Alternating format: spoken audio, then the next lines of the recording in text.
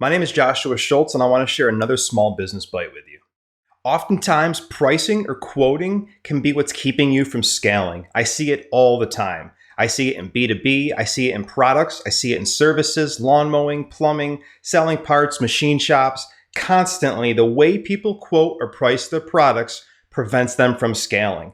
Let me give you an example that just I came across last night. I had a small business owner to my house to do a small job. And as he's talking to me, he's telling me that his business is scaling, it's growing. He's getting more jobs than ever because of the housing boom. However, he says, I can't hire more labor, I don't have any cash, and I really need an ops person to help me grab a hold of this growth and build a more controlled business.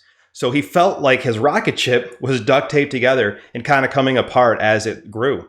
Right away, I had a feeling it had to do with how he quoted and priced his products. Because if you're growing that fast, you should have the cash to be able to support that growth. The most common reason you don't is that you are not pricing or quoting your products correctly. Let me explain. Most people, when they are pricing, they price based on their current overhead. So again, think about landscapers, think about people selling products, distributor centers, whatever it is. You price based off of your current rent, your current warehouse, your current labor. So you take maybe the amount of time that job is going to take or that product is going to take, maybe the amount of room that product is going to take. You take that, you say, okay, it's going to use 5% of my warehouse. I'm going to take 5% of my warehouse cost. I'm going to take 10% of my labor cost. And you basically use that as a cost, and then you add some kind of margin. Well, what happens is when you get to 100% capacity based on that kind of pricing or quoting, you have just enough money to cover your overhead. You don't have any more money to expand that overhead, which is what you need to do to keep growing. What you need to do is say, hey, by the time I get to 100% capacity, or realistically 80 to 90% capacity, I need to be able to build in that pricing into my quote so that I can get additional warehouse space, additional labor. So when quoting, you don't just look at your current overhead, you really take a look at, hey, when I scale this, what am I going to need to be at? And there's different margins you can use. You can multiply everything by 0.2. You can do it on a piece by piece basis. So look at rental, warehouse, infrastructure, labor, break it all down. But the main point is you need to build that scale into your quote and into your prices so that by the time you get to that high capacity, the cash is there, the margin is there to make the investment in the new resources that you're going to need to continue to scale.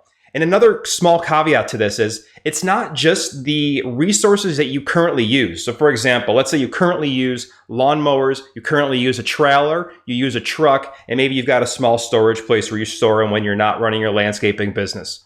Don't just price in more trucks, more labor, and more lawnmowers.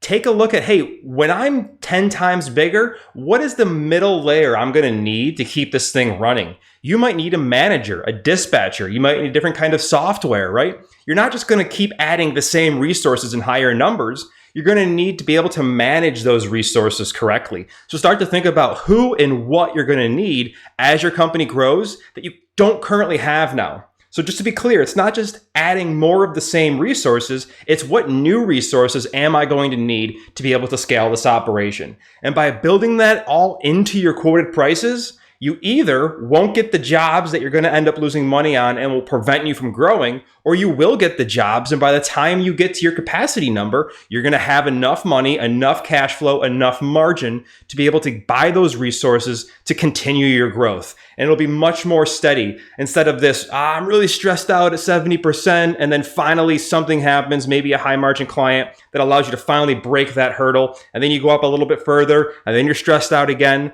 A much smoother growth path is just to make sure that all of your margins have that growth and that scale priced right in. I hope this was helpful. If it was, I'm going to share more and more of these, so just subscribe below.